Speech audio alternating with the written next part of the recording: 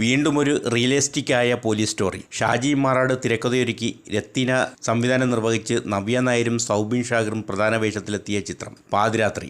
SI ജാൻസിയായി Navya Nair മികച്ച പ്രകടനമാണ് കാഴ്ചവെക്കുന്നത്. നവ്യയുടെ ഗംഭീര തിരിച്ചുവരവ് എന്നും പറയാം. നിരവധി ചിത്രങ്ങളിൽ അഭിനയിച്ചെങ്കിലും ആദ്യമായാണ് നവ്യ ഒരു പോലീസ് വേഷം അവതരിപ്പിക്കുന്നത്. ഹരീഷ് എന്ന കോൺസ്റ്റബിളായി സൗബിൻ ഷാഗറിൻ്റെ പ്രകടനവും കൊള്ളാം. പതിഞ്ഞ താളത്തിൽ പോകുന്ന ഒരു ക്രൈം ത്രില്ലർ മൂവിയാണ് പാതിരാത്രി. പുഴു എന്ന ചിത്രത്തിലൂടെ നിരൂപക പ്രശംസ നേടിയ രത്തിനെയാണ് ചിത്രം സംവിധാനം ചെയ്തിരിക്കുന്നത്. അതിഭാവുകത്വങ്ങളൊന്നുമില്ലാതെ കൈയടക്കത്തോടെയാണ് രത്തിന ചിത്രം സംവിധാനം ചെയ്തിരിക്കുന്നത്. ഇലവീഴ പൂഞ്ചിറ എന്ന ചിത്രത്തിൻ്റെ രചയിതാവായ ഷാജി മാറാട് ആണ് പാതിരാത്രിയുടെയും രചയിതാവ്. മികച്ച തിരക്കഥാകൃത്താണ് അദ്ദേഹം എന്ന് തീർച്ച.